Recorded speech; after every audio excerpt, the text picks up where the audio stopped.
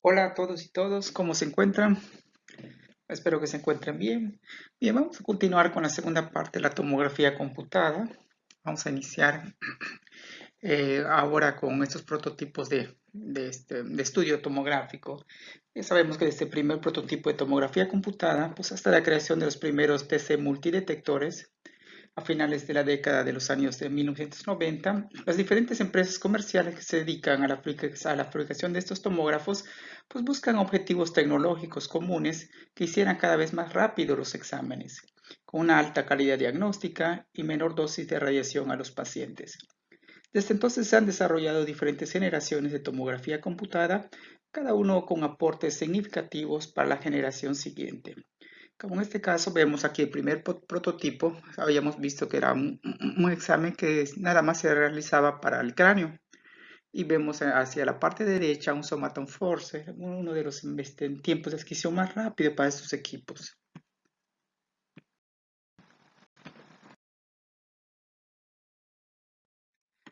La TC convencional o secuencial realiza un corte y mueve la camilla, pues obteniendo imágenes aisladas. Las imágenes se adquieren con distancias iguales entre los cortes. La mesa mantiene un avance pausado entre corte y corte, y esto hace que la adquisición dure varios segundos o minutos inclusive. La información sabemos que son recogidos por los detectores, que nosotros tenemos acá los detectores, en estas primeras TCs. Era necesario utilizar cables, por lo cual el movimiento continuo del gantry no se podría realizar, lo cual tenía que hacer un giro hacia el sentido del reloj y luego se pausaba las rotaciones del cabezal para conectar las señales eléctricas, o en este caso por medio de gatos. Durante la pausa se movía la camilla del paciente y el cabezal se rebobinaba a una posición inicial. Luego hacer el giro contrario, pues para la toma de datos. Posteriormente enviar esta información hacia la unidad de procesamiento. Para entonces había un problema, pues era el enrollado de cables, que era el problema este. Evitando el enrollamiento de los cables, se introdujo la tecnología de los anillos deslizantes. Recuerdo que cuando estaba yo en la T1 hace muchos años, pues teníamos un equipo más o menos similar a este, ¿no? En donde lo que tenemos acá, que suplía las veces del mouse o del ratón. Eran unos equipos modernos en ese tiempo, pero actualmente ya son obsoletos.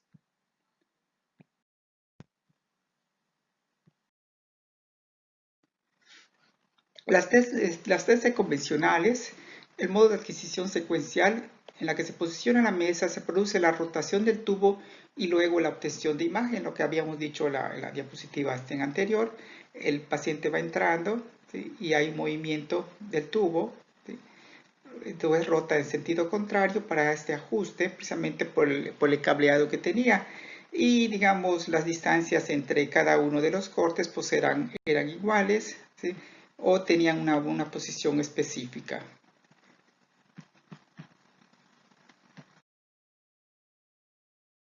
Después vinieron la tecnología del anillo deslizante. Los anillos deslizantes pues son dispositivos electromecánicos que conducen la electricidad, ¿sí? Las señales eléctricas a través de unos anillos o cepillos, en este caso son, bueno, también se le llama como carbones, de una superficie rotatoria a una superficie fija. Esta es la superficie rotatoria, lo que va a girar, y esta es la superficie fija, donde va a suplir con energía, ¿sí? La TC helicoidal es posible gracias al uso de la tecnología del anillo deslizante, que permite que el cabezal rote continuamente o sin interrupciones.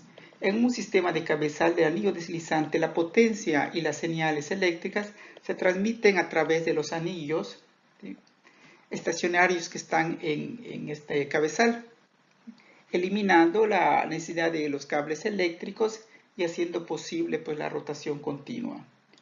Los cepillos que transmiten potencia a los componentes del cabezal se deslizan en muescas de contacto sobre el anillo deslizante estacionario. Como contactos deslizantes se usan cepillos compuestos hechos de material conductor. Los anillos deberían durar, al igual que los sistemas, los cepillos deben sustituirse cada año durante el mantenimiento preventivo de nuestro equipo. Estos anillos deslizantes también se le conoce como sling ring, son dispositivos electromecánicos, ¿sí? Un material conductor, están hechos por aleaciones de plata y grafitos y están paralelos. En este caso vemos acá el gantry, ¿sí? Están paralelos al eje del gantry o la carcasa, y los cepillos carbones que se encuentran en esta forma, ¿sí? Son los que transmiten impulsos eléctricos a través de las superficies de movimiento, pues a una fija, ¿no? En este caso se va esta información a un sistema de adquisición de datos. Les dejo aquí un link para que vean un pequeño video precisamente cómo hacen las rotaciones y la limpieza precisamente de esos anillos deslizantes.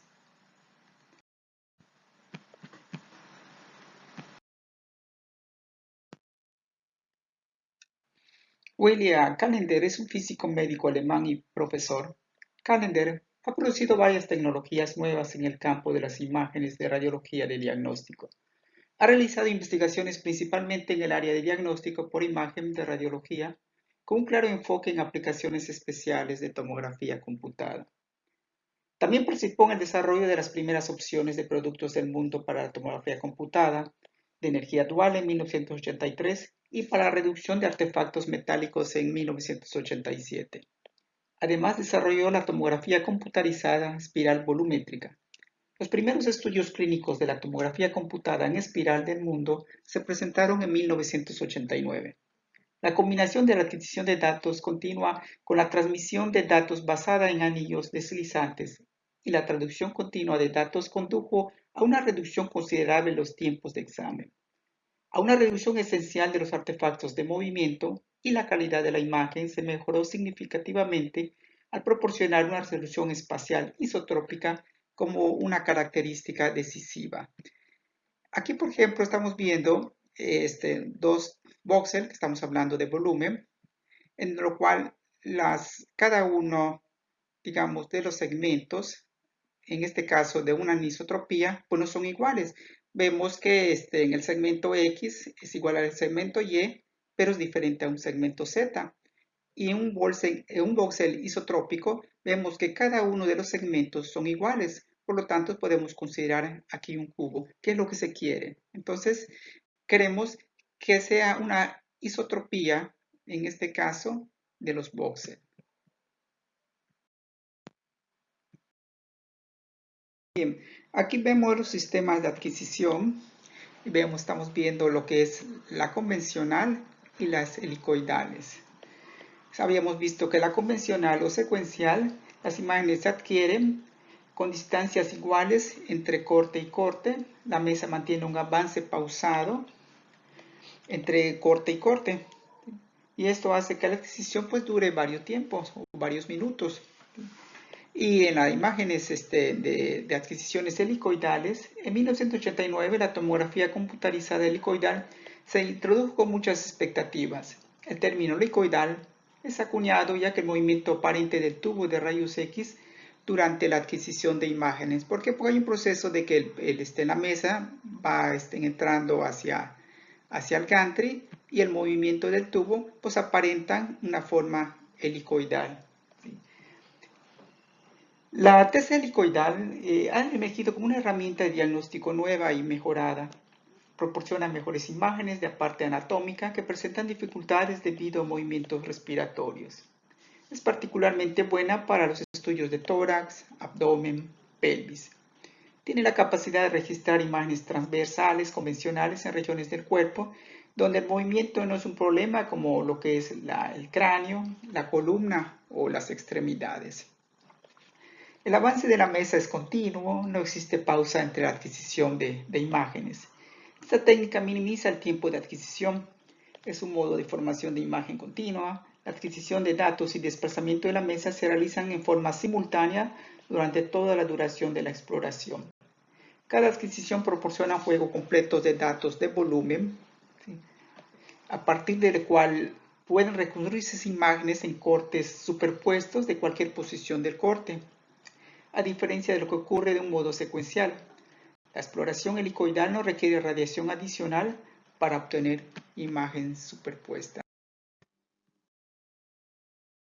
De esta manera estamos viendo la diferencia entre los TC helicoidales y los convencionales. Al modo de adquisición secuencial, esta es una convencional y esta es la forma helicoidal. Aquí estamos viendo el X de la Z, que es donde el paciente está posicionado. Es el eje que se le considera, por un acuerdo, el eje Z. La forma en que el tubo va girando y simultáneamente la mesa va entrando se asemejan a una forma espiral o helicoidal.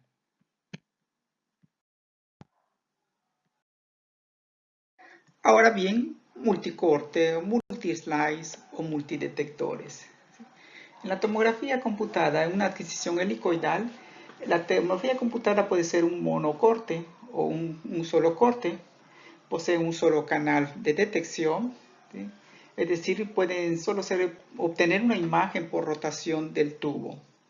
El grosor de corte está dado por el tamaño pues, de los colimadores. Ahora, si nos pasamos a lo que estoy viendo los multicortes o multislice, es similar a la tecnología helicoidal, con la diferencia que se obtiene con una variación en la detección de la radiación, teniendo más líneas de detectores de recepción, como en este caso. Aquí están tal vez los tamaños de corte, 16, 32, 64, 128, inclusive pueden ser más, hablando de 320. Se pueden obtener una mayor cantidad de imágenes por rotación del tubo, pues en tiempos inferiores. Nuevamente, la mayor rapidez no es la única ventaja o avance de este tipo de equipamientos. Las imágenes tienen un mejor detalle anatómico.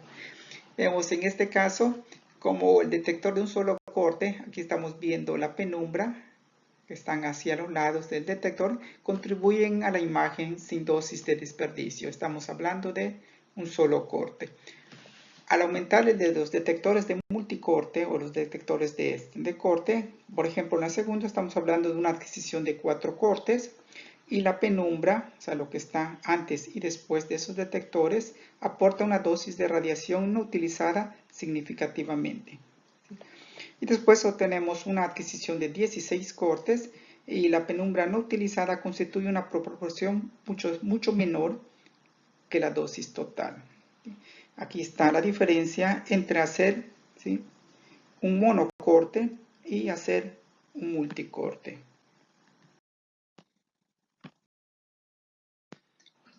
Pasando a los grosores de corte, podemos ver los detectores o números de detectores y tamaños de los detectores. Estamos hablando de 1 por 5, 4 por 1, 16 por 0.5. Aquí va disminuyendo el grosor de los detectores, ¿sí?, pero va aumentando el número de detectores, que es lo que nosotros tenemos acá, por 64 o 320. Entonces, ¿cuántos cortes hay en la tomografía por medio de los detectores? Además, sabemos que una de las ventajas es hacer el corte más fino, aumenta la resolución especial en el eje longitudinal Z, que es donde está el paciente precisamente. Son los cortes finos, y aquí tenemos los cortes gruesos, y podemos ver esas diferencias, ¿sí?, en las imágenes tomográficas. Acá hay algunas características del escáner para 128, 256 y 320 cortes para 4 principales fabricantes de tomógrafos. Tenemos tal vez a la General Electric, Philips, Siemens, Toshiba. Entonces el número de detectores tal vez 2 por 64, o sea, 2 bananas, ¿sí?, por 64 número de detectores, y los grosores de esos detectores, ¿sí? El número de cortes adquiridos, estamos hablando de 128, 128 o 2 por 128, como por ejemplo el Siemens Definition, ¿sí?, o en el Toshiba, ¿sí?, nada más de 128 cortes acá. Pero también vemos entre los cortes de 256 y los de 320, tenemos por ejemplo a la de Toshiba, que son este número de detectores, son 320 por grosores de 0.5 de esos detectores. Ahora, si hacemos diferencias, la gran diferencia es que la tomografía computada helicoidal presenta una sola fila de detectores. En cambio, la TC multicorte presenta más de una fila. En la actualidad hay hasta 256 filas de detectores. Y la generación de multidetectores, pues hay un mayor en elementos de detectores, hay más detectores. Y también los espesores de corte, pues son de 0.5 y mayor de 20 detectores contiguos simultáneos. Y los tiempos también de exploración han disminuido entre 12 a 15 segundos en tiempos de exploración o mucho menores.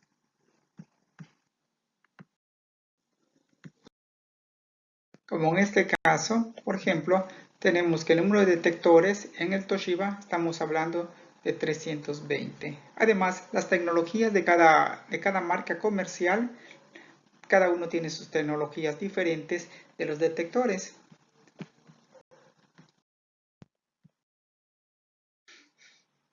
Antiguamente los detectores eran de gas. Actualmente son de estado sólido que tienen una mejor eficiencia de detección. En estos detectores, casi todos los fotones llegan, pues son absorbidos. Estos detectores son de centelleo con fotodiodos adosados en la parte posterior del detector que nosotros tenemos para convertir la luz en una señal eléctrica. Que lo que tenemos es la radiación, precisamente los detectores, para convertirlos pues, en una luz y ser convertidos en una señal eléctrica. Delante del detector hay una rejilla antidifusora que consta de láminas de wolframio que es muy absorbente. En este caso estamos hablando de detectores de cerámica ultra rápido, ¿sí? El resplandor del material del detector de este cerámica ultra rápido se desarrolló en desintegraciones 400 veces más rápido que el óxido de itrio y gadolinio. Aparte del gadolinio, un elemento de tierras raras, los detectores de cerámica ultra rápido también incluyen en lo que es el azufre y otros aditivos. Son detectores de centelleo en su estado sólido. Con filas de 800 a 1000 elementos detectores a lo largo del arco detector, se obtiene cobertura suficiente del field of view axial con una buena resolución espacial. Bien, hablando pues del detector, que lo que nosotros tenemos aquí, que recepciona a la radiación X, ¿sí? Ese grupo de sensores que mide la intensidad del haz de radiación X atenuada, la transforma en impulsos eléctricos por medio de voltaje. ¿Sí? Este voltaje es convertido a datos digitales, lo que viene siendo el raw data o los datos crudos. Los datos obtenidos en el canal de detector son transmitidos perfil a perfil a la electrónica de señales eléctricas correspondiente a la atenuación real de la radiación X. Estas señales son digitalizadas y transmitidas a un procesador de imagen, ¿sí? Que al final viene siendo la imagen que nosotros vamos a obtener. En este punto, las imágenes son reconstruidas por medio de un principio de tubería que consiste en un preprocesado, convolución y retroproyección, que en esta clase veremos, para la siguiente clase lo veremos. En ese sistema de adquisición de datos, en este caso, el sistema de adquisición de datos, o DAS, como nosotros vemos, es el núcleo del escáner. Es un dispositivo que mide cualquier fenómeno físico. Es utilizado en la tomografía computada para medir la intensidad de la corriente por parte de los detectores. La adquisición de datos utiliza una combinación de hardware, el software, de aplicación y una PC para realizar los datos.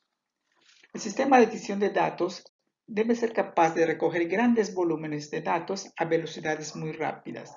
La velocidad de datos en muchos sistemas superan hasta los 200 megabits por segundo. ¿Y cuáles son las funciones básicas del sistema de adquisición de datos? Los detectores miden la radiación atenuada y los convierten en una señal eléctrica. La amplificación de la señal eléctrica obtenida por el detector a señal del voltaje. Realizar la conversión análogo-digital en la conversión análogo-digital de la señal eléctrica hacia un sistema binario. Transmitir datos provenientes de la conversión del sistema a externos para la conversión de una imagen. El ordenador adquiere los datos digitales y los almacena en un disco duro. Aquí vemos cómo está la radiación X, genera luz, ¿sí? Genera una carga, en este caso eléctrica. Como ese fotón incidente, hay un centelleo por medio de los fotones de luz que es captada o capturada por un fotodiodo, ¿sí? Que es la carga integrada al sistema de adquisición de datos. Aquí en un voxel más o menos vemos la característica, cómo va ingresando ese fotón de radiación y convirtiéndose, ¿sí?, en una luz visible, es capturada o captada para la producción de imagen. Entonces podemos ver que los sistemas helicoidales pueden dividirse según el número de canales de data, o equivalente a decir que se dividen según el número de cortes por rotación de tubo.